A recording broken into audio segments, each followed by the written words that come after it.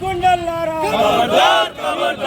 మతం మాది గుండెల్లారా ఖబర్దార్ ఖబర్దార్ ఖబర్దార్ బీజేపీ గుండెల్లారా బీజేపీ గుండెల్లారా ఖబర్దార్ ఖబర్దార్ బీజేపీ గుండెల్లారా ఖబర్దార్ ఖబర్దార్ జై కాంగ్రెస్ జై జై కాంగ్రెస్ బీజేపీ గుండెల్లారా ఖబర్దార్ ఖబర్దార్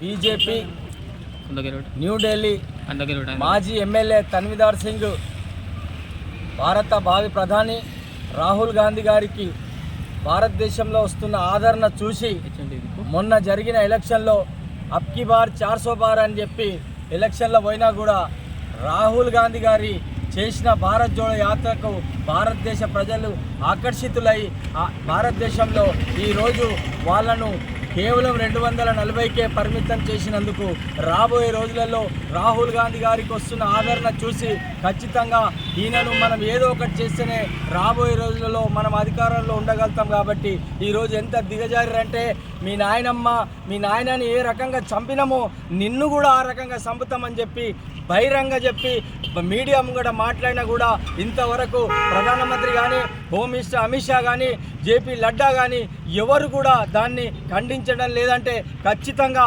వారే గతంలో కూడా ఏ రకంగా ఆ గాంధీ కుటుంబాన్ని వాళ్ళను ఏ రకంగా దాడులు చేసి చంపిరో రేపు రాబోయే రోజులలో కూడా రాహుల్ గాంధీ గారిని ఖచ్చితంగా అదే రకంగా చేస్తారని చెప్పి ఈరోజు భారతదేశ ప్రజలు నమ్ముతున్నారు. బిడ్డ తస్మాత్ జాగ్రత్త. రాహుల్ గాంధీ గారు ఈరోజు దేశం మొత్తంలో ప్రతి ఒక్కరికి నచ్చిన నాయకుడు ఎవరంటే రాహుల్ గాంధీ. ఆయన మీద ఈగ వాలిన భారతదేశం మొత్తం ఏ ఒక్క బీజేపీ నాయకుడు కానీ కార్యకర్త కానీ రోడ్ల మీదకి రాకుండా వచ్చే పరిస్థితి అవుతుంది. తస్మాత్ జాగ్రత్త చెప్తున్నాం.